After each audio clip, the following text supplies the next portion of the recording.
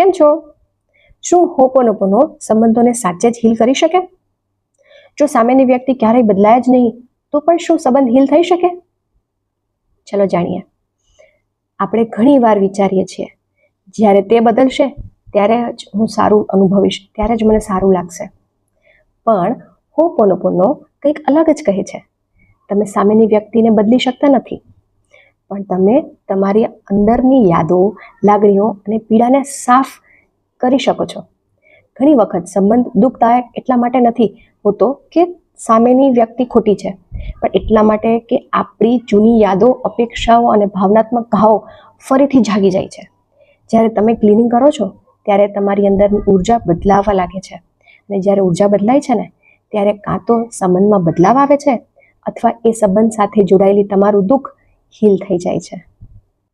હોપોનોપોનો બીજાને બદલવાની પ્રેક્ટિસ નથી, પોતાને મુક્ત કરવાની પ્રેક્ટિસ છે.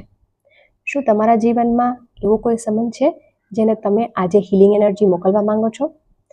નીચે કમેન્ટમાં લખી જાઓ. અને આવું જ તમને તમારી જ નવી જાતને ઓળખવા માટે અમારી સાથે જોડાયેલા હો ઇન્સ્ટાગ્રામ અને યુટ્યુબ પર. Thank you. આભાર.